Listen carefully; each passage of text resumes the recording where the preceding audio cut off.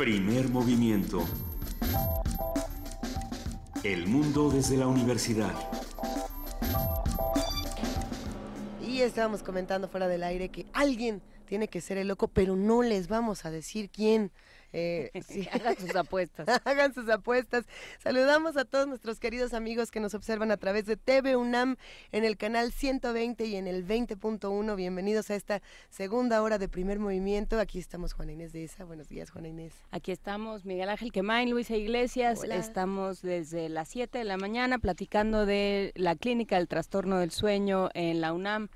Cómo dormir, para qué dormir, por qué dormimos poco, por qué deberíamos dormir más, cómo dormir mejor. Todo eso lo comentamos a principio de este programa. Recuperamos el podcast, si pueden recuperar el podcast más bien si les interesa este tema. Hay muchas opiniones encontradas en redes sociales y más cuando se habla del tema de Ricardo Anaya, que ha estado dando la vuelta en las últimas semanas. Se ha estado hablando desde distintos medios de comunicación, en distintas opiniones. Por supuesto que cada quien tiene su postura y además yo creo que este es uno de esos temas que o estás aquí o estás acá, ¿no? Como muy o que la gente te exige que seas muy radical en tu comentario. Y yo creo que vale la pena escuchar todas las opiniones y darle un espacio mucho más plural a un conflicto como este. Si les parece bien, vamos a la nota nacional porque Lorenzo Meyer tiene algo importante que decirnos. Primer movimiento.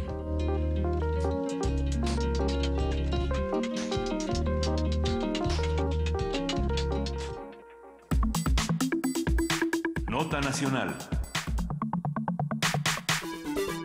Lorenzo Meyer, muy buenos días, ¿cómo estás? Buenos días, pues yo bastante bien, comparado con el país, muchísimo mejor. ¿Y comparado con Ricardo Anaya? Pues también estoy, pero perfecto. ¿Cómo entramos a temas como estos que han tenido tanta polémica y tantas discusiones en los últimos días, Lorenzo? Hay muchas maneras de entrarle. Vamos a entrarle por la vía de las declaraciones de Enrique Peña Nieto, el presidente de este país, que el día de ayer en una reunión con los ingenieros, o tras una reunión con ingenieros, mejor dicho, señaló que él no se mete para nada en estos asuntos de la política electoral, que lo que estamos viendo son dimes y diretes de los candidatos, lo cual es muy propio de una democracia, y que pues no hay nada fuera de lo normal. Bueno, vamos a empezar por esa declaración. Obviamente no es nada más un intercambio de dimes y diretes entre candidatos. El hecho de que esté la Procuraduría General de la República metida en esto y que esa Procuraduría, por más que se ha comentado y se ha dicho desde hace mucho tiempo que debería de ser un ente independiente, pues no es independiente. Es una estructura que dice procurar justicia, que todos nosotros, o bueno, supongo que habrá alguna excepción, pero en eso de la procuración de la justicia hay que ponerle un signo de interrogación. Pero en fin, esa institución depende del presidente. Así que, aunque él diga que no está metido, la Procuraduría, que es una institución ligada a la estructura del poder ejecutivo, pues sí que está metida. Y ya lo hemos visto, hasta videos produce. Entonces, una afirmación presidencial tan contundente de que yo solamente intervengo en las elecciones con mi voto es falsa.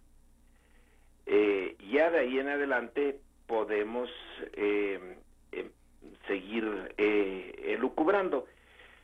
El poder ejecutivo se ha metido en todas las elecciones presidenciales, desde que llevamos más o menos un recuento sistemático, podríamos decir desde don Porfirio. Yo realmente no me he puesto a ver cómo ha sido el proceso en otras elecciones, como fue con Santana, por ejemplo, que ha de tener lo suyo. pero en esas que ya sistemáticamente se han hecho desde la restauración de la República en los 1860 hasta el día de hoy, siempre se ve la mano del Ejecutivo, porque no hemos tenido elecciones realmente de acuerdo a la ortodoxia de los sistemas democráticos liberales. Ni en esos momentos cumbres, por ejemplo, el caso de Madero, la elección ya cuando don Porfirio se ha ido del país y viene la segunda elección, porque la de 1910 no funcionó, entonces viene la de 1911, se ha dicho, bueno, ahí tenemos una elección limpia. Pues sí, pero es una elección sin competencia. Madero no tiene competidor, porque se va el general Bernardo Reyes, se sale de la competencia, luego se va a reintroducir por la vía de un levantamiento militar, pero una elección sin competencia, pues no cumple con los requisitos. Bueno, y luego de ahí en adelante, ya ni qué decir, la del año 2000, que es ese momento en que el PRI sale. Bueno, ya nos dimos cuenta de el Pemex Gate, en donde dineros de una empresa estatal vía el sindicato petrolero van a ir a dar a la campaña que no tuvo éxito. Eso sí es lo novedoso de Francisco Labastida, pero de que le quisieron meter dinero ilegal, pues lo hicieron. Así que no hemos tenido ninguna elección particularmente memorable que uno diga aquí sí se cumplieron las reglas. Por lo tanto, en esta ocasión estamos viendo que la tradición vuelve a aflorar, la tradición antidemocrática, y con mucho, digamos, mucha enjundia, porque tenemos las elecciones del año pasado y la elección sobre todo del Estado de México, pero la de Coahuila también. Coahuila y el Estado de México son muestras clarísimas de la intervención del gobierno en favor de un candidato. Y el señor Meade, que es el candidato no priista del PRI, dijo al terminar esta cosa que se llama la precampaña, que ya es campaña, dijo que él estaba inspirado en la elección del Estado de México del 2017, una elección absolutamente inaceptable bajo los estándares democráticos. Así que si esa es su inspiración, pues no hay que extrañarse de que las cosas estén como estén, en donde ya hay un reclamo por parte de la oposición, pero de la oposición de derecha, de que se están cargando los dados en favor del candidato oficial. Yo digo que a nadie le extraña. Ahora el punto va a ser qué tan eficaz resultará esto. Va a ser determinante en la elección. Ya desde ahorita se ve que se estropeó la cosa, no va a ser una elección limpia, y como ciudadanos tenemos que estar atentos y dispuestos a reaccionar,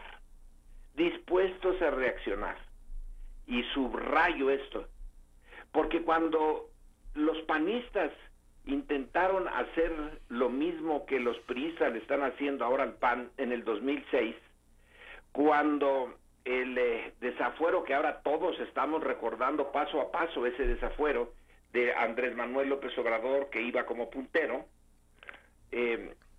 recordamos lo ridículo de todo el asunto.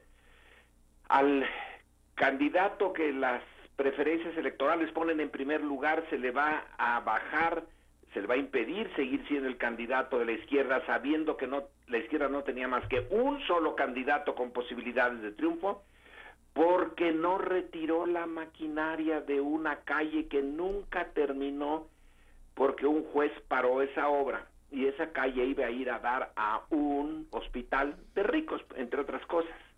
Bueno, ese es un crimen que en ninguna democracia se puede tolerar, y hasta el presidente de la Suprema Corte de Justicia tuvo que ir a Los Pinos con Fox para que discutieran que un crimen de esa naturaleza, intolerable. Pero hubo una reacción popular. El Zócalo se llenó al punto de que, pues sí, yo por un momento pensé que podía quedar ahí asfixiado, y una niña que estaba junto a mí realmente sí la pasó mal, porque la cantidad de gente movilizada era enorme. El Zócalo no cabíamos. Llegaba esta reforma. Sí, esa movilización detuvo a Fox. No lo detuvo enteramente, porque luego volvió a meterse, y el Consejo Coordinador Empresarial también se metió con muchísimo gusto, y finalmente ganaron por el 0.6%. Ni siquiera llegaron al 1%, con toda esa maquinaria. Entonces, ya estamos en los prolegómenos de algo similar. Por lo tanto, en el 2018, vaya que si tenemos que tener en cuenta la elección del 2006, el gobierno de Peña Nieto ya decidió meterse. Es curioso que hasta ahorita se haya metido contra quien iba en segundo lugar, pero yo supongo que en la lógica de en la naturaleza de esas elecciones siempre amañadas, a quien se le van a ir encima en el momento más cercano a la elección, pues es Andrés Manuel López Obrador, otra vez, porque no se pueden quedar en Anaya. No tiene sentido el pleito con Anaya si es entre el segundo y tercer lugar. De todas maneras, en un sistema presidencial como este, solamente llega uno, y solamente llega el primer lugar. En sistemas parlamentarios sí tiene mucho sentido el segundo, el tercero, porque luego se hacen las coaliciones y se hacen gobiernos mezclando a los partidos más importantes. Pero aquí el poder ejecutivo y toda su enorme burocracia queda en manos del ganador, aunque sea por el 30%, 35%. Entonces deben de ir, ya está demostrada la voluntad, en contra de Andrés Manuel. Ahora, ¿qué es lo que va a hacer la sociedad mexicana?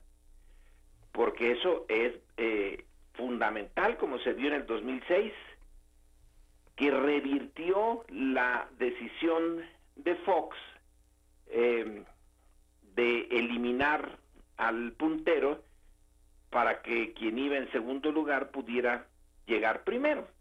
Elecciones más fuera de la norma, pues es difícil imaginarlas, pero ya se han repetido en México. En el Estado de México, el Morena ganó porque es el partido que más votos tuvo.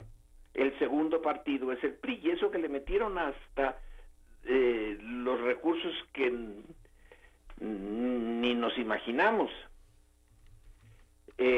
¿Cómo va a ser el final de esta elección? Bueno, ya está anunciado que no va a ser limpia, pase lo que pase con Anaya. Y luego volvamos a Anaya. Yo no le tengo ninguna simpatía al PAN en lo personal, pero creo que no es esa la forma de enfrentarlo. Que se le haga una acusación sin probársela. Si Anaya compró un terreno en acuerdo con un señor que o se lo vendió, ¿verdad? Anaya primero lo compró y luego se lo vendió con una construcción, y que eso esconde un lavado de dinero. Esta operación se hizo hace tiempo. las autoridades que ahora están sacando esto debieron de haberlo sabido desde entonces, pero lo sacan ahora, no en el momento en que se debieron de haber dado cuenta, pero ni siquiera lo han probado bien. Entonces, hasta ese momento, Anaya solamente es sospechoso, pero no es realmente una persona que esté ya claramente acusada de haber hecho una transacción ilegal. Pero con que se amplifique, se magnifique, Urbet Orbi se diga que ahí hay gato encerrado y que eso estuvo mal, ya se le afectó.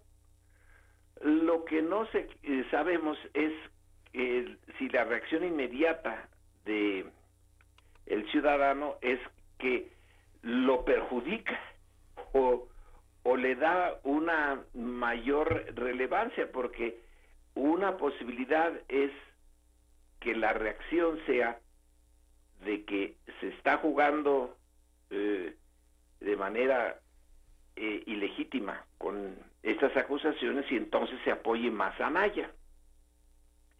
Que lo más seguro es que se le quiten puntos, pero no es absolutamente seguro. Así que todavía tenemos que esperar a ver cuál es la reacción. No podemos confiar mucho en las encuestas, porque esta última encuesta del Heraldo de México, donde ponen a mí muy por arriba, no es creíble. Van a ser también trampeadas las encuestas. No vamos a saber bien a bien cómo van las cosas. Podemos imaginarlo. Entonces ya el panorama electoral está oscurecido, con una nube de polvo que lo envuelve. La transparencia no va a ser la característica. Y hay que ver cómo se están comportando, que yo no tengo la información, ni siquiera el tiempo, ni los medios, para ver cómo van en los estados. Porque los estados es otra. Ahí se pueden elaborar un montón de trampas locales. ¿Ustedes tienen idea de cómo van? Pues lo que sucede, Lorenzo, es que en los estados lo que ha sucedido, estuvimos la semana pasada hablando con El Sur de Guerrero, el periódico que reportó la serie de crímenes que hubo con los candidatos a puestos locales, a alcaldías, que fueron asesinados algunos y otros que renunciaron a competir porque no hay condiciones para garantizar una contienda en la que no puedan ser, en la que sus familias y ellos mismos no puedan ser violentados. Se quedó Morena sin participación en algunos ayuntamientos de Guerrero. O sea que están peor que nosotros, porque ahí sí las trampas son radicales. Eliminar a alguien por la vía de la violencia es ya el extremo de interferir en una elección. Guerrero sí, es el caso extremo. No ha de ser el único. Pero en otros estados donde la violencia no ha llegado ahí, también, no ha llegado a esos puntos, también podríamos estar viendo cómo los gobernadores interfieren, cómo se están manejando los recursos. En fin, tendríamos que estar con la vista puesta no nada más en el nivel nacional, sino en esos niveles locales, para tener una idea global, porque esa elección es de muchísimos puestos públicos y de gobernadores que son, si en un tiempo los gobernadores eran nada más los amanuenses del presidente, ahora tienen, para bien y sobre todo para mal, mucho más poder que antes. Así que ahí se juegan también intereses relativamente importantes. Sí. ¿Cómo termine esto? Solo Dios. Por el momento el que parece más o menos tranquilo es Andrés Manuel, pero yo creo que es la tranquilidad antes de la tormenta, porque no tiene ningún sentido haberse lanzado contra Anaya y haber usado a la PGR de esa manera si no se tiene contemplado algo similar o peor contra Andrés Manuel, que es el que lleva la mayor preferencia por parte de los electores. Y de lo que se trata, por lo que se ve ya a estas alturas, es que el PRI quiere conservar el poder a toda costa. Pero, y con esto termino para no quitarles más el tiempo, unos análisis que se están haciendo de las elecciones en Estados Unidos, ya las post-mortem de Trump y de Hillary, es que en las condiciones en que se dieron, el voto no era tanto en favor de alguien, sino en contra de alguien. Que el ciudadano no, en buena medida en Estados Unidos, y lo pongo para México, no va a las urnas con el ánimo de apoyar a su candidato, sino que hay una parte importante que van con el ánimo de que el otro no gane. O sea, es un voto negativo, y creo que en México ya se está perfilando eso. Según la última encuesta de El Reforma, al que yo le tengo más o menos confianza, y no a otras que han aparecido o que están apareciendo en este momento, cuando se le pregunta al elector, ¿y usted por qué partido no votaría nunca? Bueno, ahora el primer lugar en esa pregunta se la lleva el PRI. Hubo un tiempo en que eso le salía muy mal a Andrés Manuel cuando estaba con el PRD o cuando estaba al principio con lo que está ahora con Morena. Pero ahora Morena no sale como el más odiado de los partidos, sino el PRI, y con mucho. Entonces, en esa elección hay un resentimiento contra el PRI. ¿Cómo le van a hacer? Porque ya están decididos a eso, para imponer a Meade, con el hecho de que el grueso, una parte, eran 40 y tantos % de los que respondieron al Reforma, dijeron que nunca votarían por el PRI. Pues yo supongo que la respuesta es comprando los votos, como se compraron en el Estado de México. Sí, en ese sentido, Lorenzo, valdrá la pena conversar con Bernardo Barranco, quien fue observador, funcionario en el Estado de México, funcionario electoral, y que publica recientemente un libro llamado El infierno electoral. Y lo que dice es, ya sucedió en el Estado de México, sí, y qué hacemos para que no suceda en la elección en la elección presidencial. Sí. Yo recomiendo ese libro, que por cierto, el prólogo lo escribí yo, de ese libro. Exactamente, justo. Entonces, pues, ahí sí, no es solo Barranco, sino son los autores de los capítulos que sí estuvieron como funcionarios. Son un puñado de testimonios desde diferentes partes del Estado de México, ¿no? Sí, uno más escalofriante que el anterior. Exacto. Pues muchísimas gracias, Lorenzo Meyer, como todos los martes que te tenemos por aquí. Te agradecemos mucho la conversación y esperemos que para hacer del país sigamos bien. Esperemos, pero no nos confiemos. No, pues no. Un abrazo, Lorenzo Meyer. Buenos gracias. días. Hasta luego.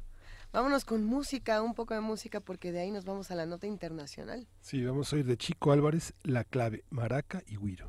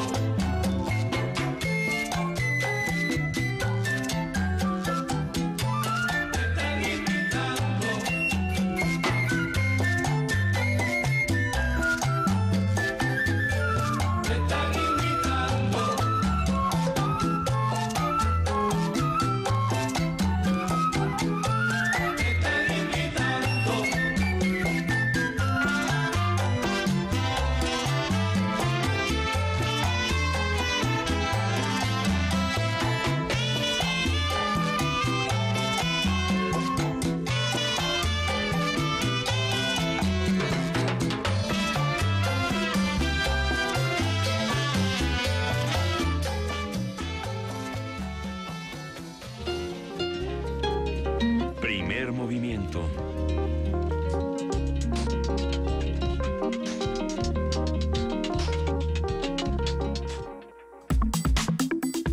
Nota internacional. Italia celebró elecciones generales el pasado domingo. Alrededor del 73% de los italianos, de un padrón de 46 millones, acudió a emitir su voto. De acuerdo con el recuento de casi el 96% de los sufragios, ninguno de los partidos logró una mayoría por sí solo para poder formar un gobierno. Y bueno, el Movimiento 5 Estrellas, el partido más votado, alcanzó más del 32%, por lo que alcanzaría unos 230 escaños, cuando la mayoría absoluta es precisamente de 316. Por su parte, la coalición de centro-derecha consiguió unos 250 escaños. De acuerdo con los resultados, la Liga obtuvo 18.6%, superando a su aliado Forza Italia de Silvio Berlusconi con el 13.5%. El Partido Democrático de Centro Izquierda apenas alcanzó cerca del 18%, 5 puntos menos que en 2013. Ante estos resultados, Matteo Renzi, líder de este partido, ha dimitido de su cargo. Vamos a hacer un análisis del proceso electoral, los resultados, las posibilidades, y para eso está Jorge Javier Romero Vadillo. Él es profesor investigador, titular C del Departamento de Política y Cultura de la UAM Xochimilco. Buenos días, Jorge Javier, muchas gracias por aceptar. ¿Qué tal? Buenos días, ¿cómo están? Encantado de estar con ustedes. ¿Qué fue lo que pasó en Italia? Cuéntanoslo todo, por favor. Pues lo más relevante es que entre Movimiento 5 Estrellas y el partido de la Lega Nacional, que es el heredero de la Liga Norte, que es un partido de extrema derecha antieuropeísta, que originalmente nació para separar el norte de Italia del sur, y que se ha convertido ahora en una fuerza nacional muy relevante, aunque sigue concentrando la mayor parte de sus votos en el norte. Entre esas dos fuerzas, que las dos son fuerzas antieuropeístas, las dos son fuerzas que están en contra del euro en términos generales, que están en contra sobre todo de la inmigración. Esas dos fuerzas, con un carácter, pues lo que se le ha dado en llamar populista, que es el Movimiento 5 Estrellas, y el otro con un fuerte carácter nacionalista, chauvinista, y en buena medida racista, entre esas dos suman la mayoría absoluta de los votos, una con el 32% y la otra con el 17%. Es el primer país de Europa donde la mayoría la tienen las fuerzas antisistema. Ahora, eso es una de las cosas que ocurrió. La segunda es que estrenaron un sistema electoral los italianos, un sistema electoral que combina, como el mexicano, es un sistema mixto donde hay una parte de los diputados que se elige por mayoría relativa y otra parte que se elige por representación proporcional, pero a diferencia de México, allá es mayor el número de diputados que se elige por representación proporcional, el 64%, y solo el 36% se elige en distritos uninominales. Este nuevo sistema estaba diseñado para favorecer a los dos partidos que lo pactaron, que fueron el Partido Democrático, que es un partido de la izquierda, que viene de distintas fusiones donde originalmente participó el Partido Comunista, y el partido Forza Italia, que es este partido de centro derecha encabezado por Silvio Berlusconi, que es un personaje que hace 25 años ya anunciaba esta oleada de políticos demagógicos al estilo de Trump. Hace poco Alessandro Barico decía en una entrevista que Italia siempre se adelanta, que hace 25 años ya había inventado un personaje como Trump. Bueno, estos dos partidos habían pactado el sistema electoral para beneficiarse ellos, es decir, para favorecer la formación de coaliciones y para perjudicar a los partidos que decidieran no participar en coaliciones, como es el caso del Movimiento 5 Estrellas. Bueno, pues estos dos partidos, que son los partidos que han sido el eje de la política italiana desde la década de los 90, fueron fuertemente castigados por el electorado, ¿no? El Partido Democrático quedó abajo del 20%, el partido Forza Italia de Berlusconi quedó abajo de su aliado de coalición, que era la Lega Nacional, este partido de extrema derecha del que ya hablé, y entonces esos dos partidos tradicionales quedaron fuertemente golpeados, y el escenario ahora en Italia se vuelve un escenario tremendamente incierto. Incierto porque va a ser muy difícil formar coaliciones. Lo natural sería que el Movimiento 5 Estrellas formara gobierno aliándose con alguna otra de las fuerzas que tuviera menos votación. Sin embargo, la política del Movimiento 5 Estrellas ha sido abiertamente en contra de formar coaliciones. Siempre han dicho que solo gobernarían si ellos tienen la mayoría absoluta, cosa muy difícil en un sistema electoral como el italiano, y más después de la reforma de octubre de 2017. Y entonces ahí es muy complicado que alguien quiera pactar con el Movimiento 5 Estrellas o con el Movimiento 5 Estrellas encuentre un socio adecuado para pactar. Por el otro lado, la derecha tiene también un serio problema para formar gobierno porque no tiene la votación suficiente para formarlo, a pesar de que la coalición en su conjunto de todos los partidos de la derecha fueron la fuerza más votada, incluso por encima del Movimiento 5 Estrellas, nada más que el Movimiento 5 Estrellas como partido solo y los otros como coalición. Pero además el hecho de que el partido más votado de la coalición de derecha fue el de extrema derecha y no el de centro derecha, ¿no? Entonces, la polarización en Italia y la dificultad de formar gobierno ahora va a ser enorme, ¿no? Sí, que ahí llama la atención. Hablábamos hace un momento con Lorenzo Meyer y él traía a la conversación lo que sucedió en la elección en Estados Unidos, de cómo se fue a las urnas con un profundo odio o por Hillary o por Trump, digamos. No fue a favor de alguien, sino en contra de alguien. En este caso, ¿qué fue lo que motivó a los votantes italianos? ¿Con qué? Porque creo que los votantes no votan mucho tanto con la cabeza, sino con el estómago. ¿Qué los movió? Sí, los mueve, a los electores en general los mueven mucho más las emociones que el conocimiento de los problemas. Lo que más movió al elector en Italia ahora fue el rechazo a la inmigración. Hay sin duda alguna una crítica del electorado italiano a la política que ha seguido Italia y también la Unión Europea respecto a la crisis migratoria que estalló ya hace unos años, y la enorme llegada de inmigrantes ha generado un rechazo que tiene, por supuesto, características racistas, que tiene características chauvinistas, pero que también refleja los miedos de una sociedad que se ve amenazada después de un larguísimo periodo de estancamiento económico. Es decir, Italia, aunque es la tercera economía de la Unión Europea, es un país que vivió muy fuertemente la crisis económica de 2008 a 2010 y que después ha tenido una recuperación muy lenta. El Producto Interno Bruto per cápita en Italia no ha crecido y tienen un desempleo del 11%. Bueno, el otro elemento que jugó sin duda en los electores es ese desempleo del 11%. Porque durante los 5 años en los que ha gobernado el Partido Democrático, este partido de izquierda, socialdemócrata, con 3 primeros ministros distintos, ¿no? Durante esos 5 años la economía ha crecido un poco, pero no lo suficiente, y el desempleo tampoco ha bajado lo suficiente. Si a eso se le suma cómo se ve la sociedad italiana amenazada por la llegada masiva de inmigrantes y cómo ha sido Italia el país que más fuertemente ha sentido esta crisis migratoria por ser la puerta de entrada de las llegadas de inmigrantes desde el Mediterráneo, pues se entiende este voto de rechazo a los partidos tradicionales, este voto por las opciones antisistema que está ocurriendo en Italia, ¿no? Pero a ver, podemos platicar un poco la historia que tiene el Movimiento 5 Estrellas, porque por ahí había una crítica interesante en las últimas semanas, desde muchos medios se empezó a hablar de un movimiento que se traiciona a sí mismo a lo largo de la historia. ¿Esto es cierto, no es cierto, Jorge? ¿Cómo se lee? Bueno, el Movimiento 5 Estrellas es un movimiento que surgió en plena crisis económica, impulsado por un cómico de televisión, Pepe Grillo, y por un empresario de los medios de comunicación. Estos dos empezaron a impulsar este movimiento como un movimiento antipartidos que quería reformar absolutamente todos, con una agenda bastante ambigua y demagógica que ponía en el centro de la atención la crítica al euro y a Europa. Para ellos el euro y Europa habían sido negativos para Italia y estaban agravando la situación italiana. Este partido tiene una característica muy interesante, es un partido construido en redes, es realmente un experimento muy avanzado de construcción de construcción virtual de una organización utilizando todas las nuevas tecnologías de la comunicación y las redes sociales.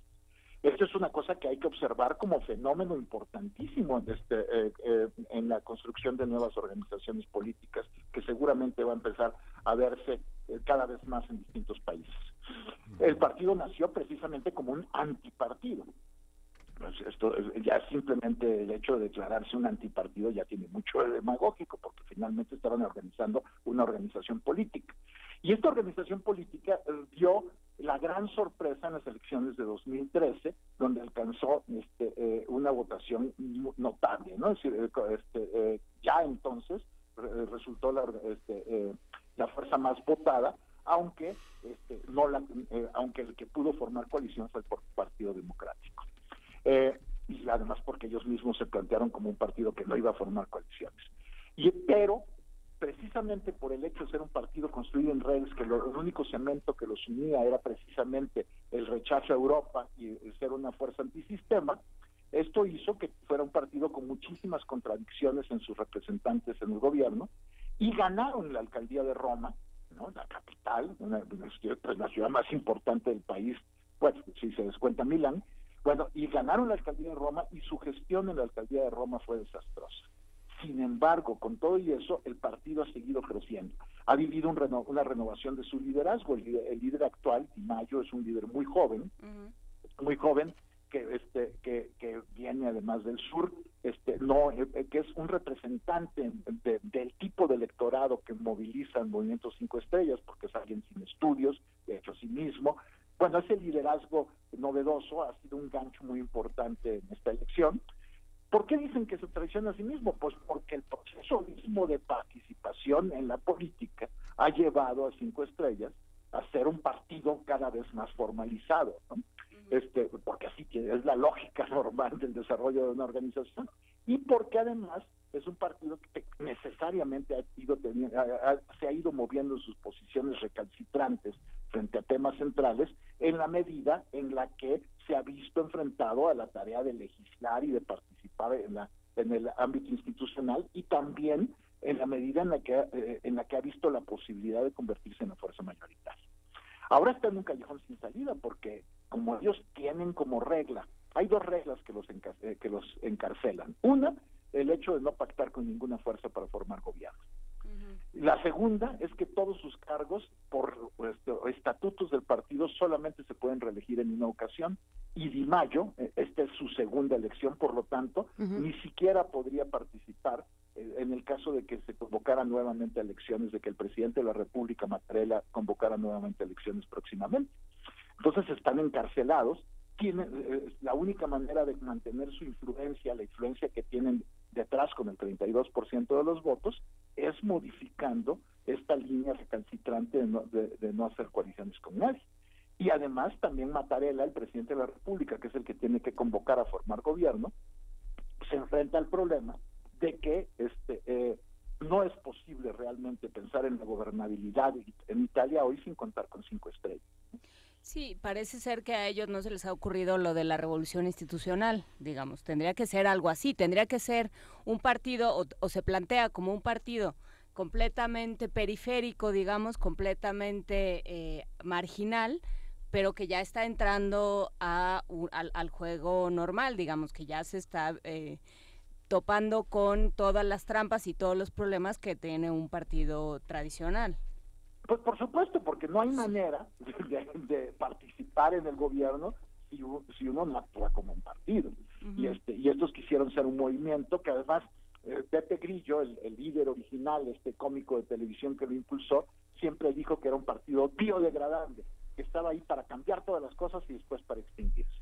Bueno, pues el hecho es que el proceso que ha vivido 5 Estrellas es un proceso de institucionalización.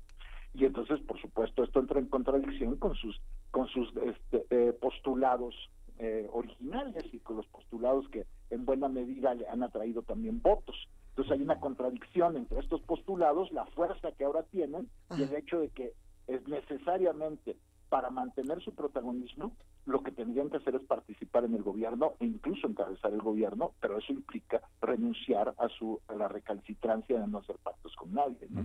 Entonces están entrampados. Pero tienen el 33% de los votos. Así es, tienen el 33% de los votos, es el partido que individualmente tuvo la mayor votación, ¿no? Entonces, pues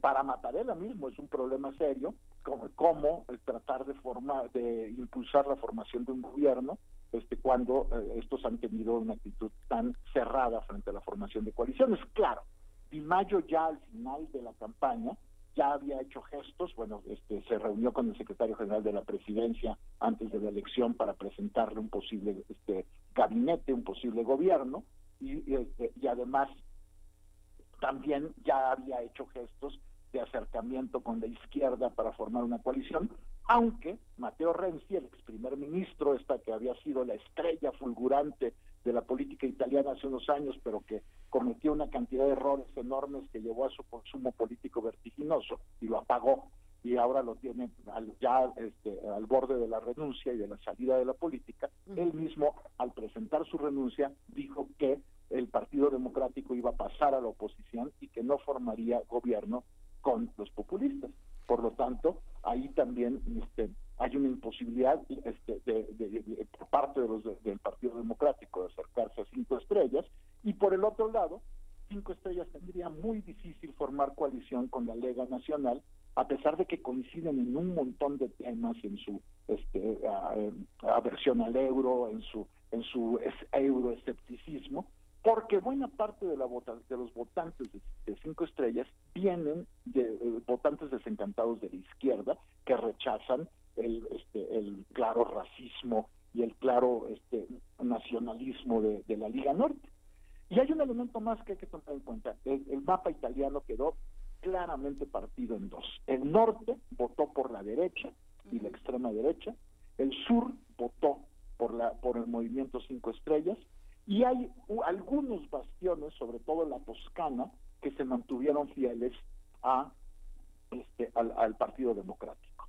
Entonces ahí queda como, digamos, una trinchera entre el norte y el sur, una trinchera de izquierda entre el norte y el sur, pero lo que se ve claramente es que esta división social y económica de Italia se está acentuando, ¿no? Sí, el tema es que, por ejemplo, en términos migratorios, Italia ocupa una posición muy importante. Digamos, la cantidad de migrantes que provienen de África y que están llegando a las costas italianas es muy alarmante, y se pone mucho más alarmante cuando uno piensa ya, digamos, casi de manera mayoritaria, la población se expresó en contra de esa migración. Entonces, ¿qué va a hacer de esas personas?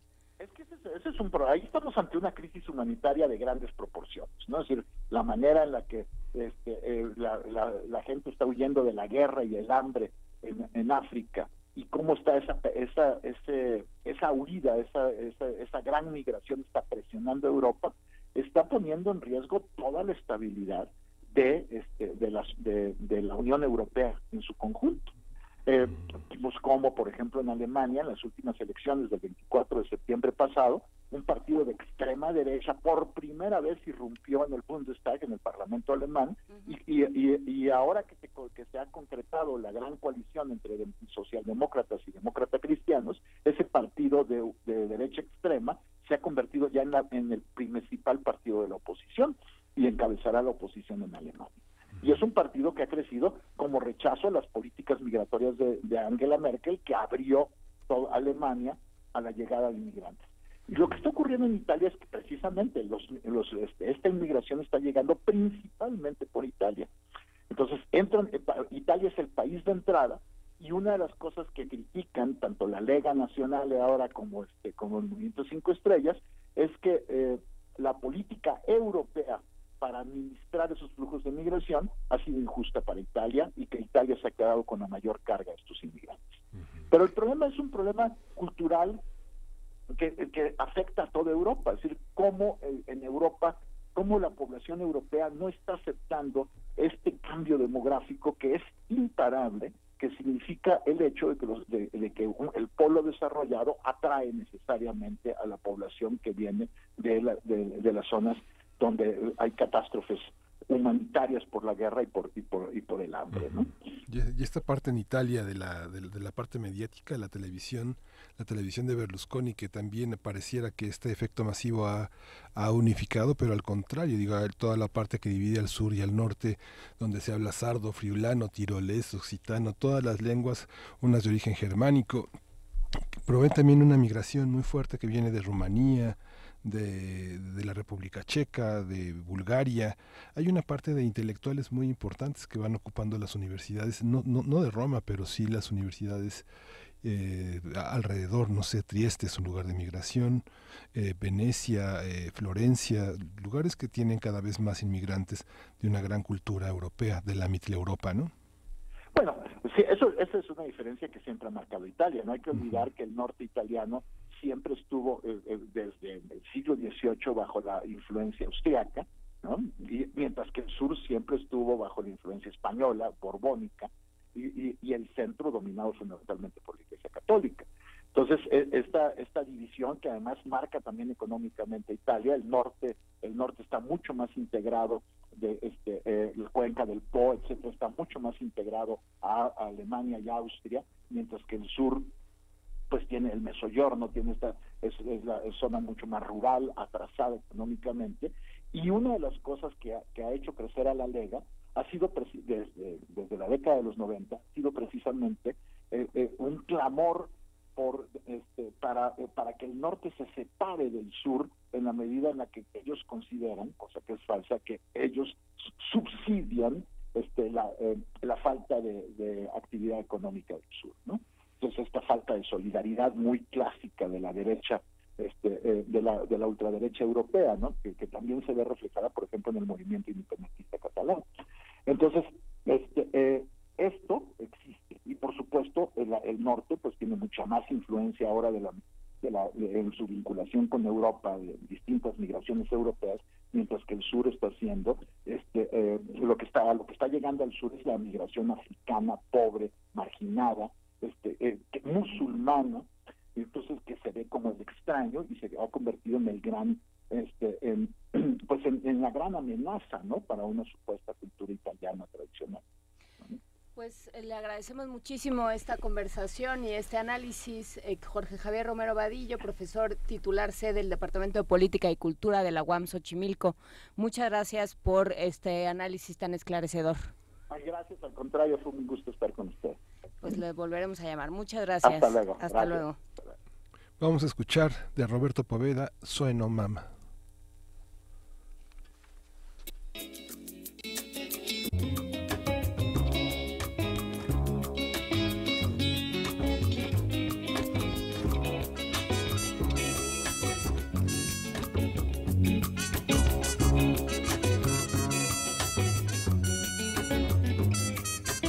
Sueño, mamá, contigo toda la noche cuando me quiero despertar. No puedo, sueño que estoy en un camino muy largo que conduce al mar y estás tú esperando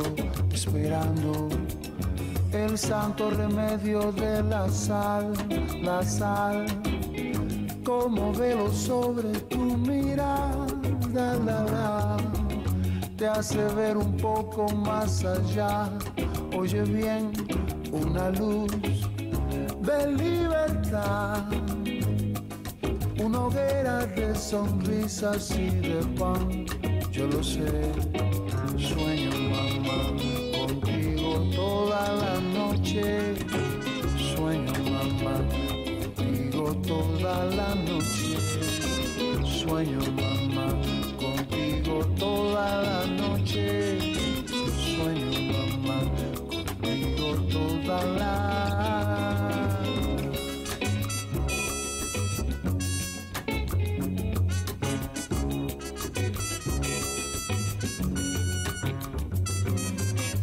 Sueño, mamá, contigo toda la noche cuando me quiero despertar. No puedo, sueño que estoy en un camino muy largo que conduce al mar y estás tú esperando el santo remedio de la sal, mamá, como velo sobre tu mirada, te hace ver un poco más allá. Oye bien, una luz de libertad, una hoguera de sonrisas y de pan. Ya tuve sueño, mamá, contigo toda la noche. Sueño, mamá, contigo toda la noche. Sueño, mamá, contigo toda la noche. Sueño, mamá, contigo toda la. Oh, lo, le. Oh, lo, vaya. Mamá, wea, mamá, wea, mamá. Mamá. Oh, lo, le. Oh, lo, la, ya. Mamá, wea, mamá, wea, mamá. Sueño, mamá. Primer movimiento. Hacemos comunidad.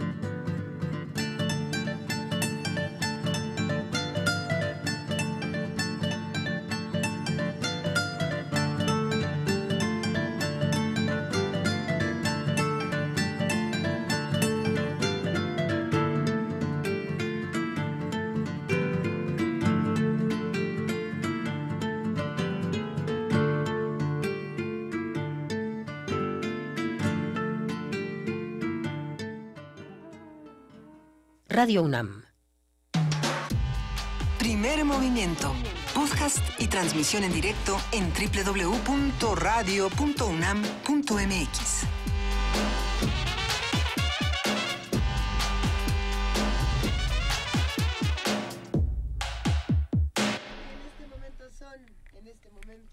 Hola, aquí estoy. Son las 9 de la mañana con 6 minutos. Sí, Arturo, agarré el micrófono que no era, fui yo, no fuiste tú, les pido una disculpa. Estamos aquí en radio y en TV UNAM saludando a todos los que hacen comunidad con nosotros. Buenos días nuevamente, querida jefa de información, Juana Inés de ESA. Buenos días todo el mundo. Hola, Días, Miguel Ángel, ¿qué más? Hola, buenos días. Después de una exhaustiva conversación sobre Italia y otra sobre este país. Estábamos hablando fuera del aire preguntándonos, o por lo menos yo preguntaba, si en Italia gana el movimiento 5 estrellas, ¿cuál sería la equivalencia en nuestro país? Como para tratar de entender de qué estamos hablando. Yo preguntaba si era movimiento ciudadano, pero no lo es. ¿Qué sería? No, porque es fue ¿independientes? Un movimiento que se creó, sí, que como que ganaron independiente, pero con esta idea de estamos en contra de la política organizada, de los políticos profesionales. ¿Cuál es el partido que dice ya basta de partidos políticos? Ya basta de políticos. Es que el que digas va a ser los mismos. Sí, son las mismas. Por ejemplo, la plataforma de este movimiento es reducir la deuda, pero reducir las pensiones y darle más impuestos a los que más ganan, pero al mismo tiempo aumentar el gasto de las familias. Es así como Esto de reducir las pensiones en Argentina ha dado muy extraño. Y en España. Y en España justamente ha dado mucho de qué hablar, muchas protestas y movilizaciones. Vamos a ver, hay que darle seguimiento a lo que pasa en Italia. Pero al mismo tiempo no hay ninguna garantía para las mujeres, digamos, hay un conservadurismo hacia la diversidad sexual, por ejemplo, ¿no? Los matrimonios del mismo sexo no están considerados. Es una plataforma muy extraña. Es una especie de piñata donde fueron metiendo todo y claro, ahora que ganaron tienen que ver qué van a hacer.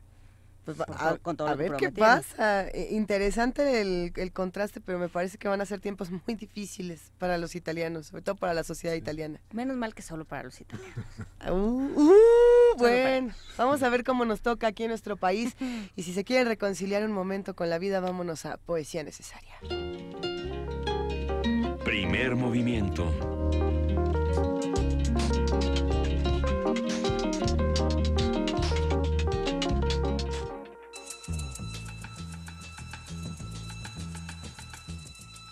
Es hora de poesía necesaria.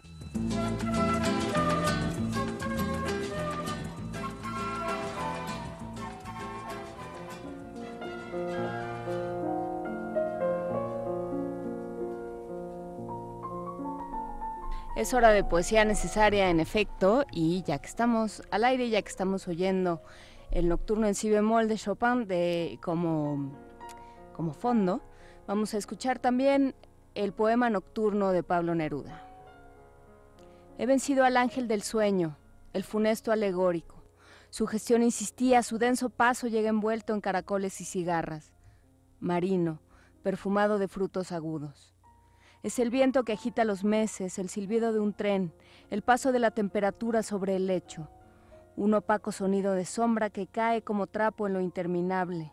Una repetición de distancias, un vino de color confundido, un paso polvoriento de vacas bramando.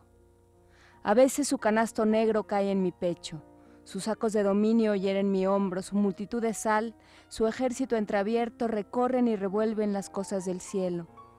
Él galopa en la respiración y su paso es de beso. Su salitre seguro planta en los párpados con vigor esencial y solemne propósito. Entra en lo preparado como un dueño. Su sustancia sin ruido equipa de pronto su alimento profético. Propaga tenazmente. Reconozco a menudo sus guerreros, sus piezas corroídas por el aire, sus dimensiones, y su necesidad de espacio es tan violenta que baja hasta mi corazón a buscarlo. Él es el propietario de las mesetas inaccesibles. Él baila con personajes trágicos y cotidianos. De noche rompe mi piel su ácido aéreo y escucho en mi interior temblar su instrumento. Yo oigo el sueño de viejos compañeros y mujeres amadas, sueños cuyos latidos me quebrantan. Su material de alfombra piso en silencio, su luz de amapola muerdo con delirio.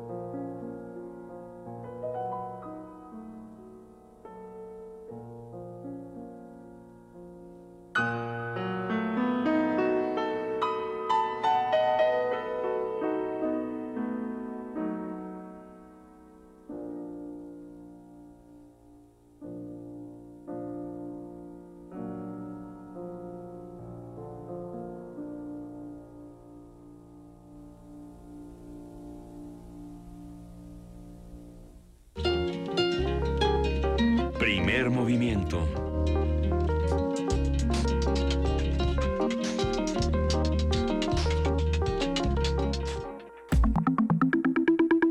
La mesa del día.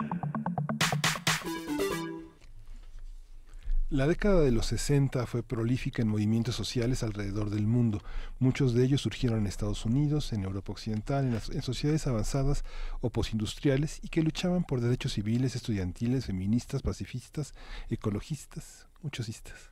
Muchosistas. Los ejemplos más emblemáticos de esa década son los movimientos por los derechos civiles en Estados Unidos, el movimiento contra la guerra de Vietnam y el Mayo del 68 francés. En México, los jóvenes fueron los principales protagonistas del movimiento estudiantil de 1968.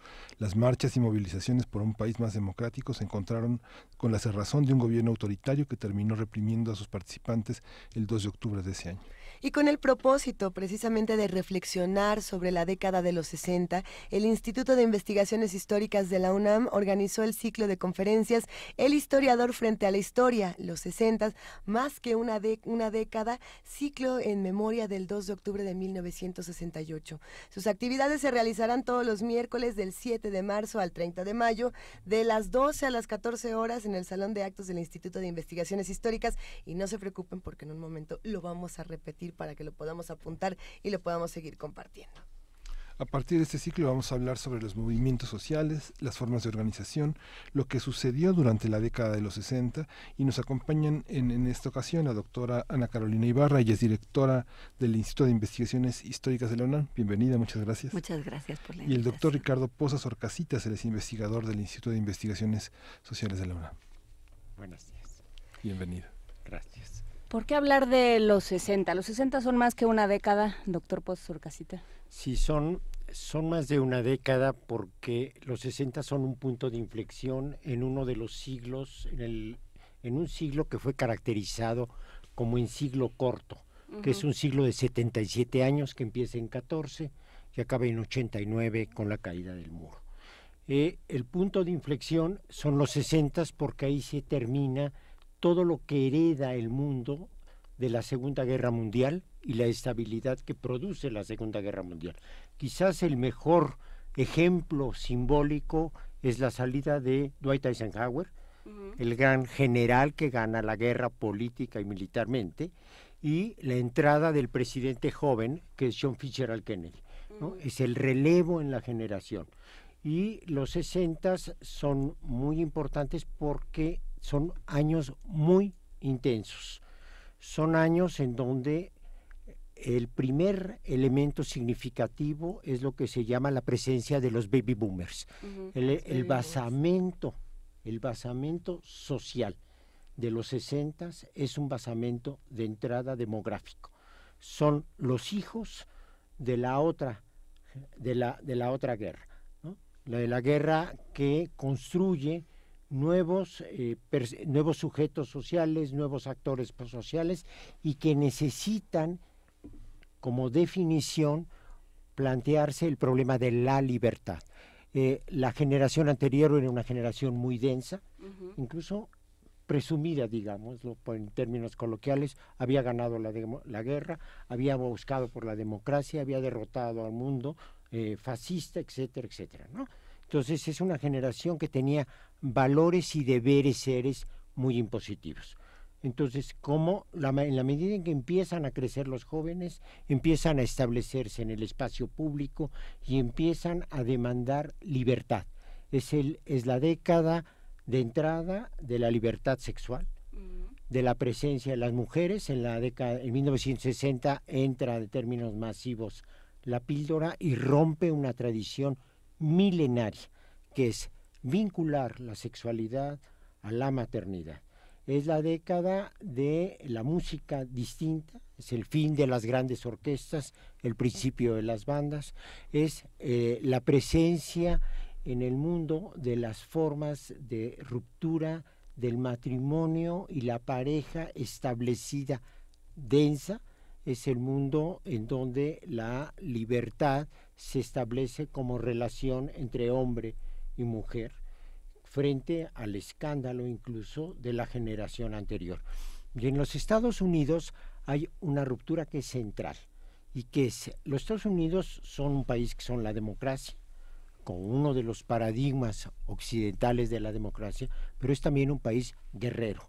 No había generación que no tuviera en su familia un guerrero, ¿no? La última que le toca a los de los 60 son los de la Guerra de Corea, que termina en 53. Para la siguiente generación, lo que le toca es Vietnam.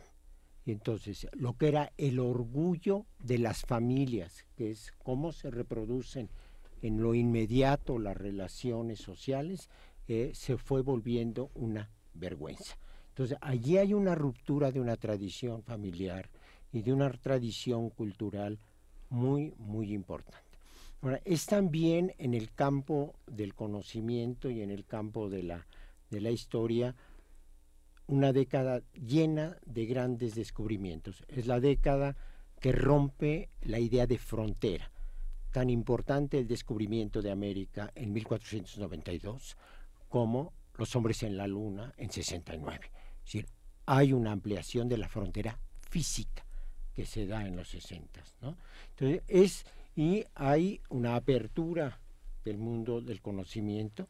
Hay una época en donde la primera gran reflexión sobre la ciencia se da por personajes como Kuhn, que rompe y crea la nueva idea de paradigma, pero al mismo tiempo es la idea en donde el cuadro como tal es cambiado por una lata de Campbell's, ¿no? O sea, ¿no? Es un mundo en donde la publicidad se vuelve arte, porque el arte forma parte de lo que la gente construye en su vida cotidiana.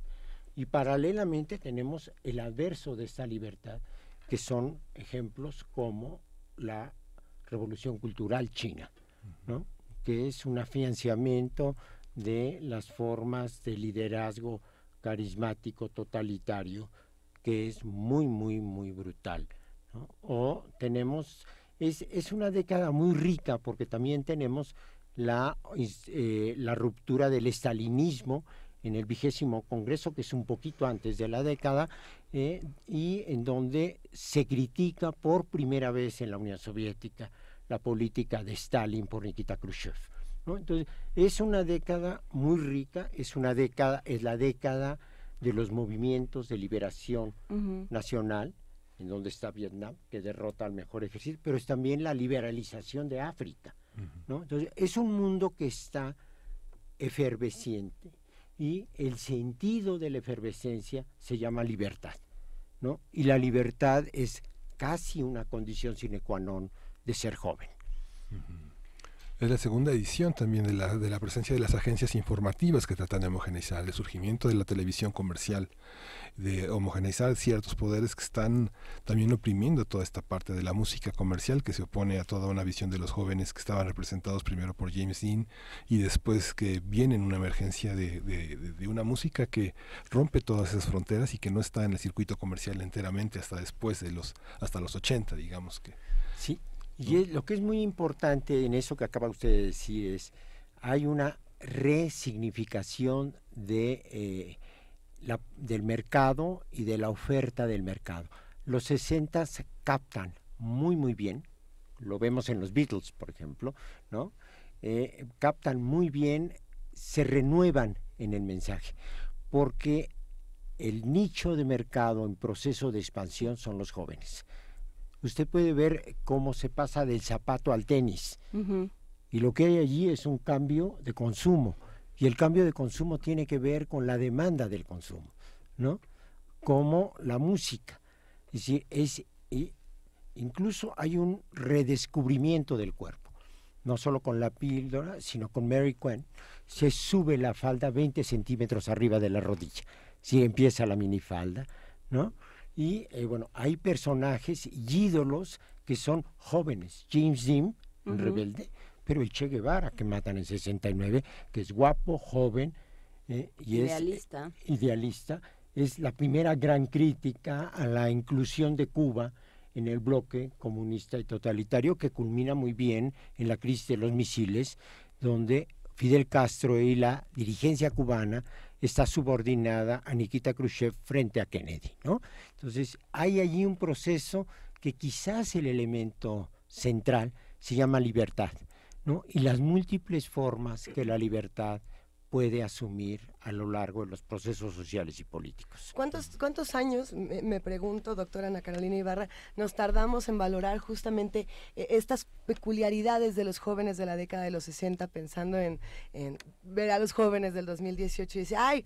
Son puros chavos que nada más, que millennials les gusta Facebook y dan likes y no hacen ninguna otra cosa. Y no se ven todas las peculiaridades. Y lo mismo pasaba, me quedo pensando, con los jóvenes en 1968, con los jóvenes en toda esta década, que de pronto ahora los vemos así, pero se veían así en ese momento. Nos tardamos en valorar la libertad, las peculiaridades que tenían.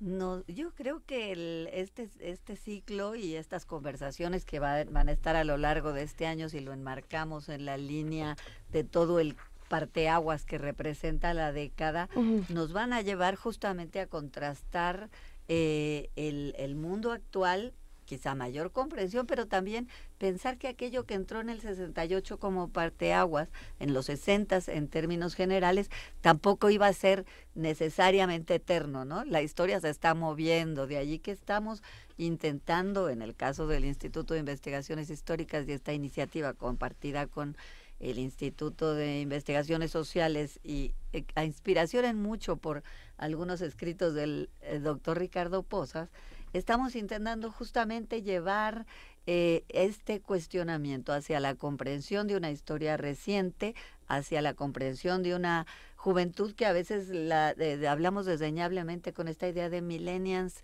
que se entiende, no se entiende, y efectivamente cuál es el contraste con esa generación que nos acostumbró a creer ciertas cosas durante estos 50 años, y los que los vivimos nos causa cierta sorpresa, algunas reacciones que no siempre van en consonancia, ¿no? Entonces, en ese sentido, creo que es un desafío volver a pensar los 60 desde hoy.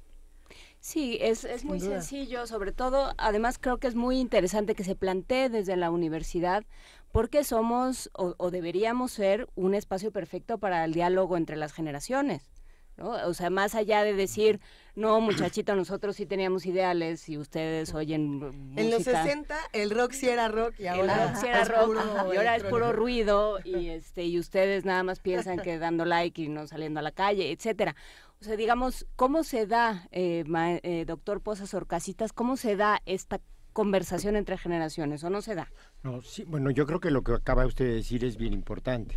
Si alguna institución es intergeneracional, si en alguna generación convergen las instituciones, es en las universidades, pues son jóvenes maduros, ¿no? Son jóvenes que han, de hecho, consolidado no solo sus valores, sus formas de relación, sino sus formas de saber, ¿no? Es decir, la confrontación que tenemos cotidianamente los profesores con los jóvenes son también formas de conocimiento del mundo que compartimos y a veces no entendemos la diferencia por el uso no solo de la tecnología, sino de la cultura que la tecnología imprime en la cultura, en las maneras de saber y de pensar de los jóvenes.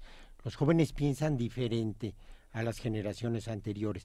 Ahora, ese es un problema que es muy interesante si uno lo ve en términos de régimen político.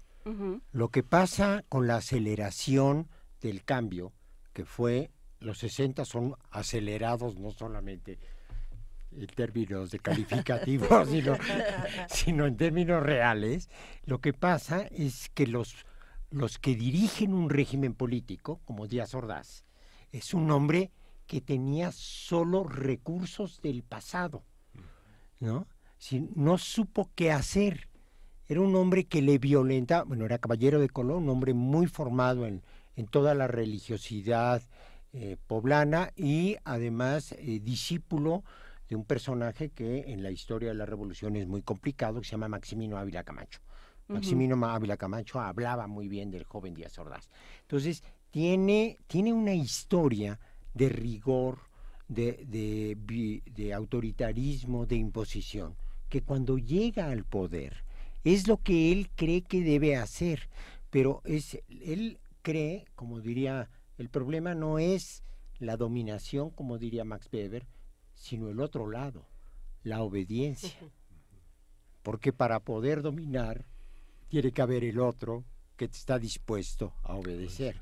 Y lo que pasó con los jóvenes del 68 es que ya no obedecían, pero no obedecían figuras de autoridad. Las mujeres jóvenes tenían su vida sexual y su vida de pareja frente a los valores del padre. Este es en el seno de la institución básica de la sociedad, que es la familia. Si ellas se rebelaron contra el patriarcalismo, pues se iban a rebelar contra el diazorbacismo, pero en automático, ¿no?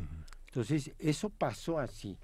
Y la ciudad se rebeló. Uruchurtu era otra parte de estos grandes bastiones, porque la ciudad, digamos, estaba Chihuahua, estaba Guadalajara, estaba Morelia y estaba Veracruz, que son ciudades en las que se va haciendo un tejido social interesante, en el que la Ciudad de México es emblemática de este control y de ese autoritarismo.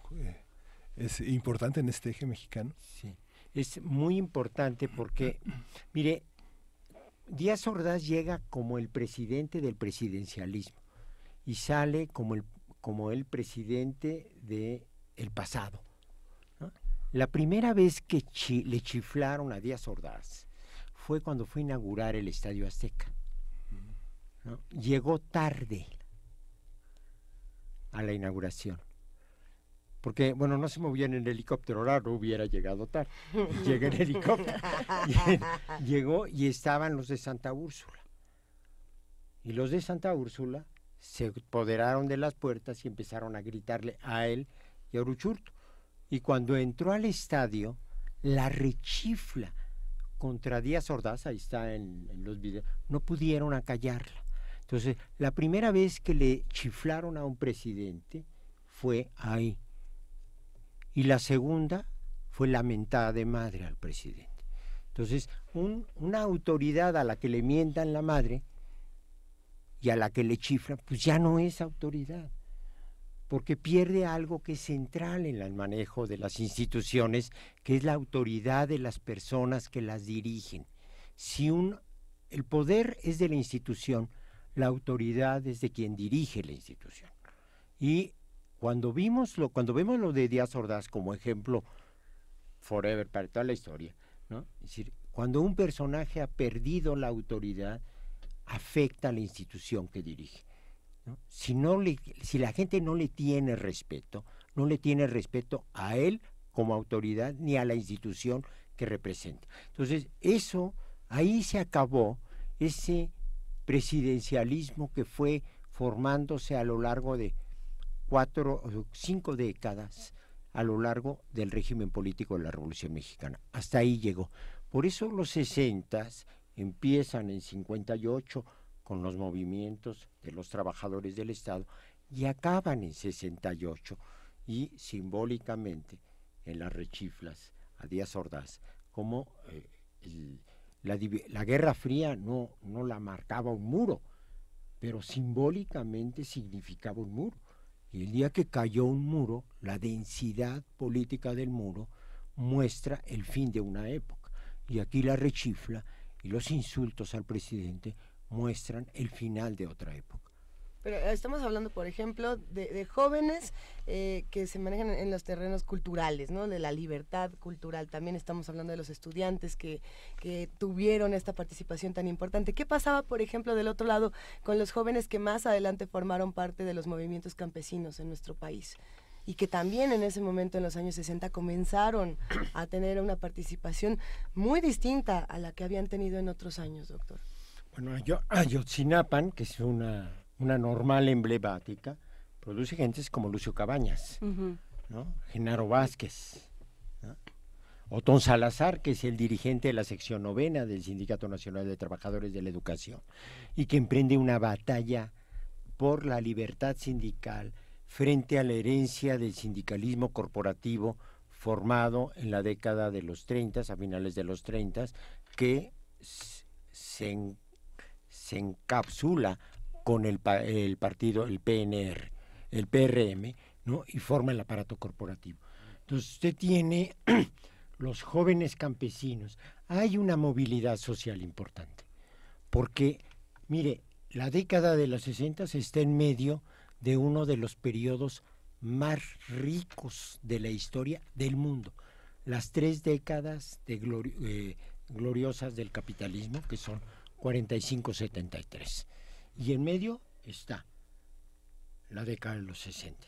Entonces, es una sociedad que produce futuro, que eso es central, porque lo que no tenemos hoy es futuro.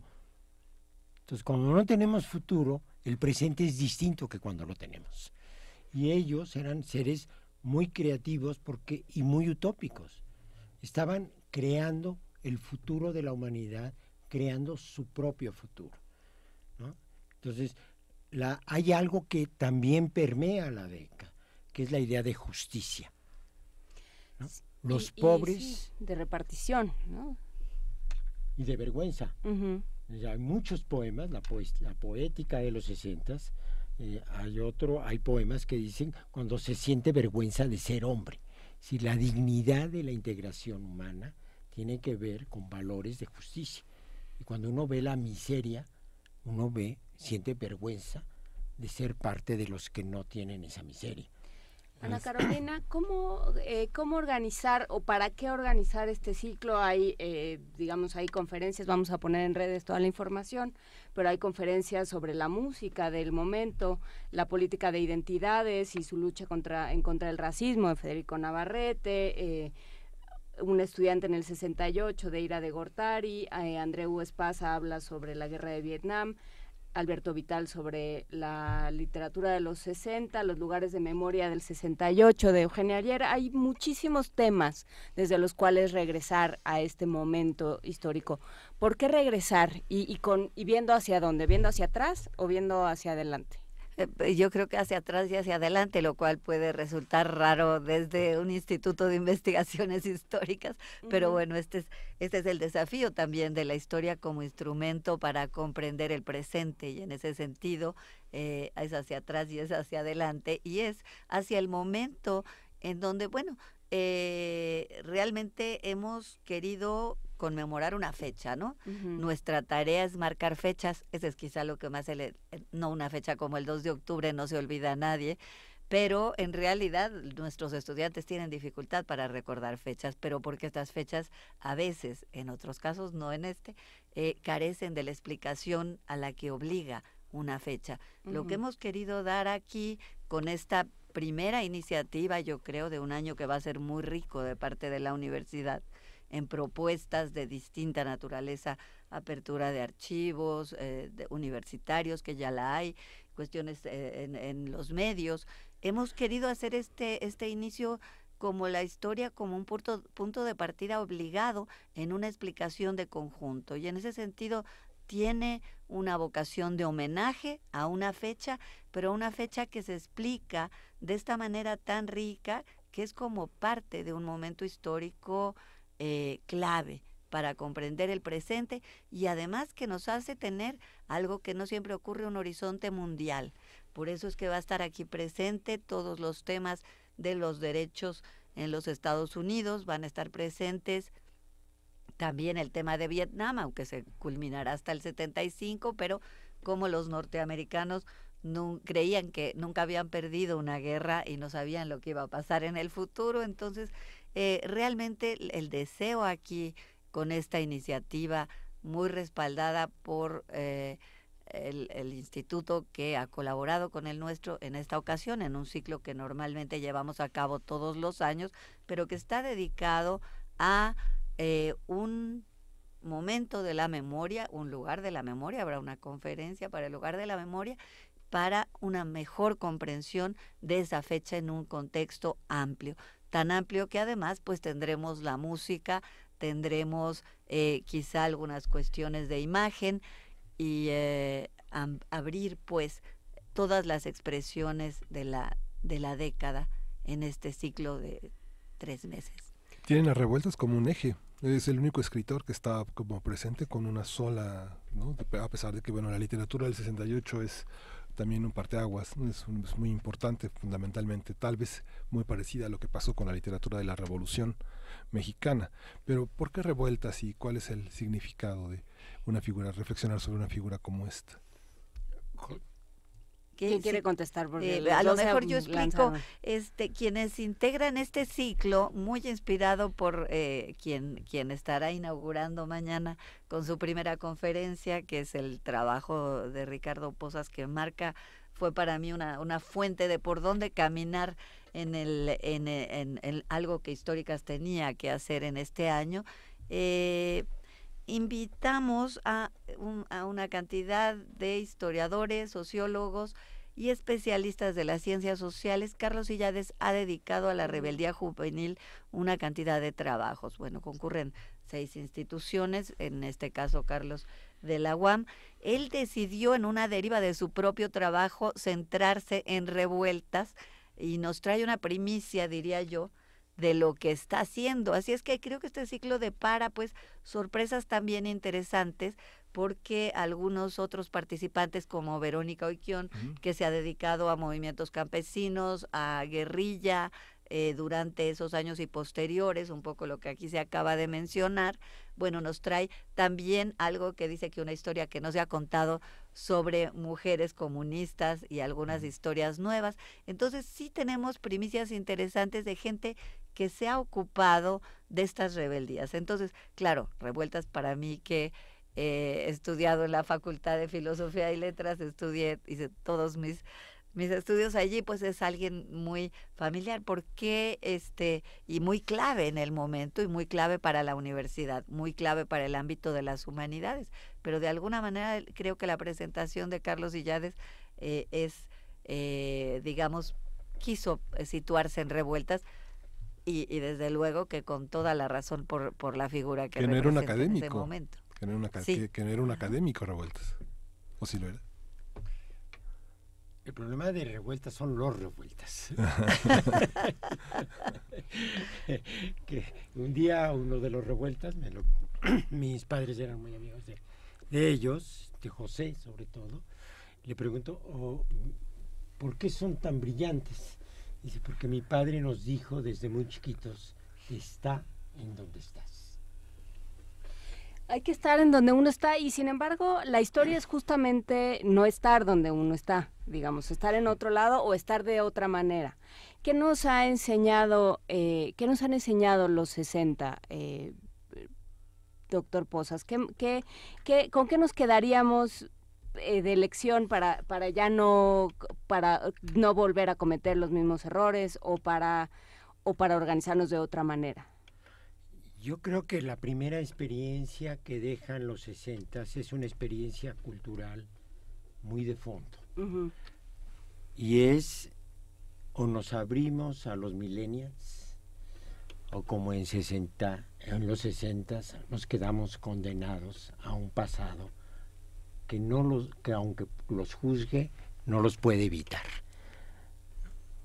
Sin embargo, de alguna manera los 60 son, los jóvenes de los 60 son como los jóvenes arquetípicos, ¿no? En la época sí sabíamos, no hay rector como Barrosierra, o sea, hay una especie como de cristalización del momento, como si fuera un mosquito en el ámbar, que entonces ya vuelve a todos los demás jóvenes preocupados por causas insulsas, malos para organizarse, digamos, hay una especie de desdén de quienes eran jóvenes en esos 60 hacia los jóvenes de ahora, ¿no? Justamente hay todos estos tratamientos respectivos. ¿Cómo trabajar eso? Yo creo que, mire, los 60 está caracterizado, sociológicamente hablando, uh-huh, como el periodo de la historia de los nuevos movimientos sociales. Y hay una cantidad de bibliografía, es los nuevos movimientos sociales y el mundo postindustrial, la sociedad opulenta, etc. Ahora, pero el mundo contemporáneo lo que sí nos dice es que las formas de relación interpersonal, grupal, las acciones colectivas son diferentes. Y lo que sí nos deja el conocimiento de la historia es que hay tradiciones asentadas en el pasado que permanecen porque cambian, valga la aparente contradicción, y cambian porque incorporan los nuevos recursos que la sociedad y la política producen. Y esos valores, así como fue en la década de los 60, ellos eran herederos de un pasado, que era el de sus padres, los hijos del Gran Crack, 29-34, los hijos de la guerra, los hijos de la expansión. Y se conformaron con su riqueza. Pero cuando vieron que los hijos en la universidad que ellos no accedieron, ¿no?, reclamaban algo en lugar de estar conformes, se negaron a oír y a entender y a abrir los sentidos para saber qué es lo que proponen.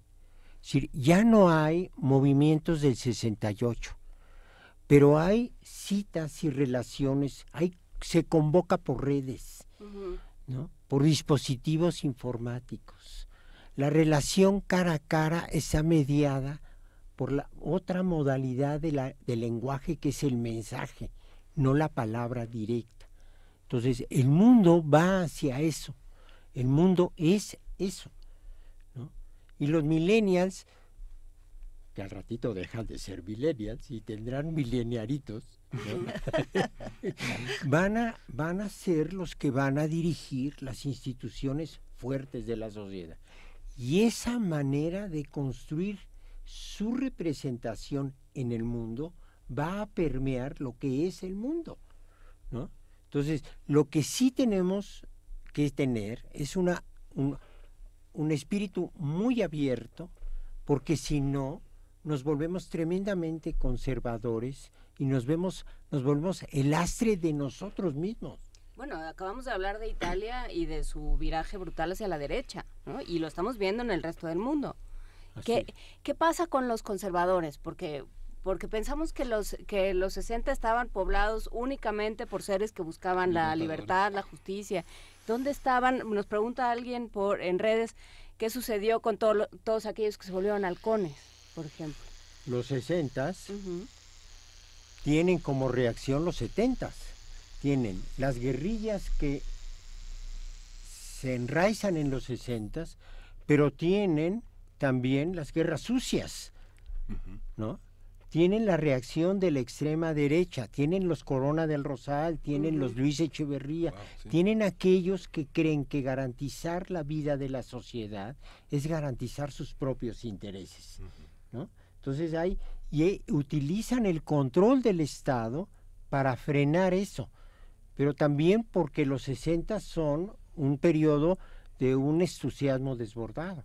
Bueno, lo que aparece en la pared en París, ¿no? Dos cosas, si quieres se las cito: prohibido prohibir, y la otra, seamos realistas, pidamos lo imposible. El problema es que la política y el manejo de las instituciones, como usted lo sabe perfectamente bien aquí, se rige por normas institucionales, y en medio de eso uno tiene márgenes de acción. La reacción de los que dirigen instituciones frente a las libertades extremas que no transforman las instituciones en ese momento, sino que después las instituciones tienen que capturar lo que queda de la represión. Eso fue la apertura democrática. La apertura democrática de Echeverría es después del 2 de octubre, ¿no? Y es una reconstitución del consenso de los gobiernos, porque ahí está el conflicto. Es la incorporación de muchos intelectuales, es la apertura a las revistas, es la incorporación de Paz, es la incorporación de González Casanova, es la apertura de las universidades, es la apertura del siglo XXI del editorial. Es decir, es una reinstitucionalización de aquello que fue el sentido mismo de la protesta, que era el llamado a la libertad, pero es la libertad institucionalizada y normada. Eso pasa así, porque así es, eso fue la Revolución Mexicana. Eso es cualquier proceso. Hay un proceso de revuelta, de revolución, de cambio, que después se vuelve un proceso de reinstitucionalización que incorpora lo que demanda el cambio. Hay un aspecto, a ustedes les tocó hacer como dos grandes momentos de lecturas, la influencia del mundo académico, tanto alemán con la escuela de Frankfurt, Benjamin, Adorno, Horkheimer, todos estos autores, los franceses, de leer a Derrida, Foucault, a Deleuze, todo el horizonte de la historiografía francesa, y luego entrar a finales de los 70 con toda esta cuestión de la guerrilla, con nuevos pensamientos, nuevas maneras de ver el mundo, con una filosofía donde hubo una emergencia de pensadores latinoamericanos, de pensadores africanos y de pensadores asiáticos. ¿Cómo se da este mundo? Digamos, los 60 son las lecturas, por una parte, del mundo conservador, no sé, de la escuela de Palo Alto, de las escuelas de California, de las escuelas funcionalistas, de Talcott Parsons contra Max Weber, por ejemplo. ¿Cómo se da este debate? ¿Cómo historiadores, como científicos sociales, qué lecturas han tenido que reinstitucionalizar, readaptar, volver a meditar, y qué lecturas nuevas vienen después en ese parteaguas que son los 60? Solo que querría decir también, vuelve justo la mención de ciertos nombres nos evoca también un deseo de este ciclo de volver a este diálogo también interdisciplinario que a veces ha sido marcado por grandes figuras que vienen de la filosofía, de otros terrenos, de la sociología, la crisis de esos paradigmas, pues es una invitación a una nueva reflexión sobre el tema teórico o manejo de cada disciplina y el diálogo entre todas estas. De alguna manera la idea es invitar también de nuevo a este acercamiento y este análisis de la segunda mitad del siglo XX entre las humanidades y las ciencias sociales, ¿no? Sí, ¿qué nos decimos hoy cuando hablamos de patria, cuando hablamos de justicia, cuando hablamos de futuro, ¿no? Obviamente son conversaciones que son completamente distintas y son conceptos completamente distintos. ¿Quién puede ir a este ciclo de conferencias? ¿Dónde hay que inscribirse? ¿De qué se trata? Es un ciclo abierto, lo ha sido desde hace ya 20 años casi que tiene el ciclo de haber sido y que tiene temáticas distintas. En mucho hemos vuelto sobre las fechas clave para recordarlas y para tratar de comprenderlas. Es un ciclo que tiene como característica ser un ciclo de primavera en el Instituto de Investigaciones Históricas, abierto a público, transmitido normalmente en podcast. Ahora probablemente haya más reflectores que eso, y quizá por la importancia tendrá pues seguimientos, no solo a lo mejor en lo escrito, de alguna forma de difundir también de manera escrita los trabajos que allí se presenten. Eso lo tenemos que dialogar, y que tendrá pues quizá mayor alcance, y también planteará todavía, aunque estamos con el tiempo encima, algunas continuidades en el sentido de tener más cercanía con lo que se ha hecho en filmografía, lo que se ha hecho en otros terrenos, exposiciones posiblemente, que seguramente empezarán a estar en toda la universidad, pero esto es un punto de partida en este caso, y está abierto a todo público. Estoy segura que el interés será muy diverso y habrá tanto público académico interno como desde luego público en general, que siempre acude a este ciclo del historiador. Sí, fantástico.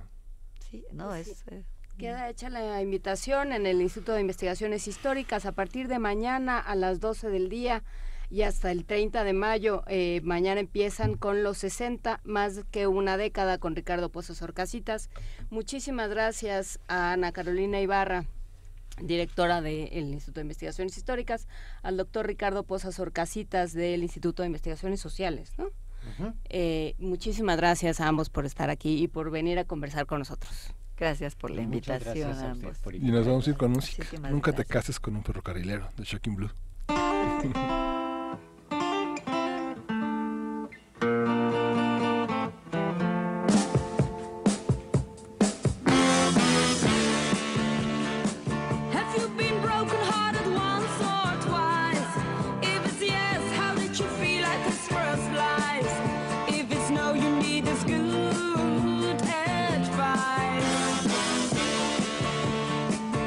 Never marry a railroad man. He loves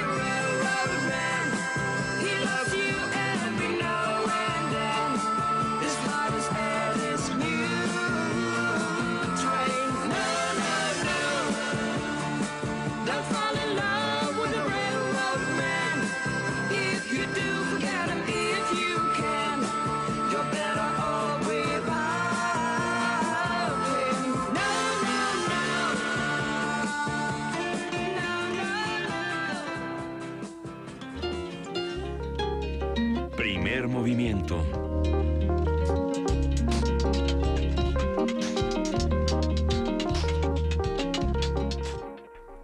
Son las 9 de la mañana con 55 minutos. Acabamos de platicar justamente con el doctor Ricardo Pozas Orcasitas y con la doctora Ana Carolina Ibarra. Y bueno, se quedaron muchas reflexiones, interesantes reflexiones. Recomendar algunas publicaciones también para seguir entendiendo todos estos movimientos sociales. En la FIL se presentó un libro y ¿cómo se llama este libro? Que además está buenísimo. Nada más eso me faltaba, justamente es de los movimientos de 1968. Sí. Toño Quijano, ¿dónde estás cuando te necesito? Con el nombre de... Es que el autor, si no me equivoco, es Francisco... No, bueno...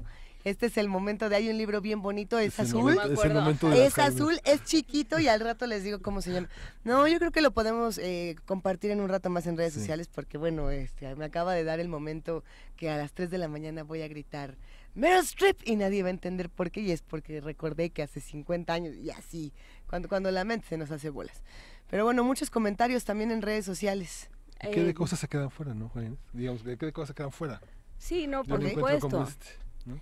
Sí, por supuesto, porque además yo insisto que queda ahí pues cómo actualizas este discurso y cómo lo actualizas, digamos, el 68 fue central para construir esta universidad y para construir una generación de este país, pero bueno, ¿qué pasa después? ¿No? ¿Qué nos quedaron a deber? ¿Qué quedamos a deber? ¿Qué pasó con los relevos generacionales? ¿Cómo los estamos entendiendo ahora? Y cómo los estamos entendiendo en un momento en el que pues estamos haciendo agua como nación de muchas maneras, ¿no? Sí, pienso, tú que has estudiado la literatura infantil y juvenil, todo lo que no veíamos, todo lo que nos importaba estudiar, que importó estudiarlo después, pero que sí modificó a las nuevas generaciones. Digo, ¿qué leían de la literatura infantil y juvenil? Yo creo que sí modificó muy, muy fuerte, ¿no? Yo creo que habría que rastrear, por ejemplo, Corazón Diario de un Niño, que fue un libro que se dio mucho en escuelas, Rosas de la Infancia, de María Enriqueta, por supuesto, Vanegas Arroyo, todo lo que se hizo en su imprenta. Ahí hay un trabajo interesante, sí, sobre las lecturas y las nociones de patria, las nociones de deber, las nociones de futuro, sí, las nociones de trabajo. Todo esto yo creo que vale la pena revisarlo y digamos ir siguiendo un concepto y ver cómo ha ido cambiando a lo largo de la historia. Ya sé cómo se llama el libro, digo, porque estoy segura que se quedan con el súper pendiente aquí. A ver, el libro se llama El Principio 1968-1988, Años de Rebeldía, es de Francisco Pérez Arce y está excelente. Por supuesto es una reedición, este libro ya tenía 10 años. El nuevo, que a mí me encantó, se llama Caramba y Zamba la Cosa, el 68 vuelto a contar. Ya, nada más para los que se interesan en estas publicaciones. Y nosotros nos vamos a despedir justamente con Estrella de Manuel Marín, esta primera Bienal de Escultura Imaginaria. Bueno, ahorita regresemos. Primera Bienal de Escultura Imaginaria. Imaginen la antena de Radio UNAM, de la cual salen líneas hacia cada uno de los radioreceptores que, durante estos momentos, están recibiendo la señal. De esta forma se dibuja en la ciudad una estrella, con algunos rayos móviles, otros fijos, la cual, en este momento, desaparece. Título: Estrella. Autor: Manuel Marín. Técnica: líneas sobre aire.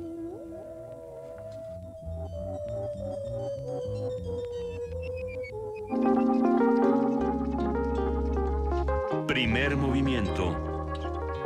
Hacemos comunidad.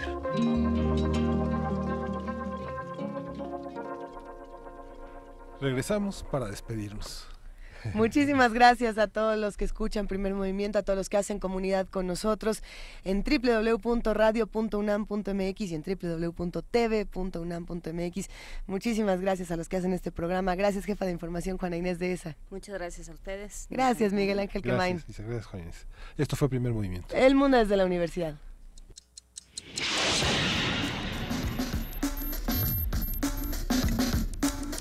Radio UNAM presentó Primer Movimiento. El mundo desde la universidad.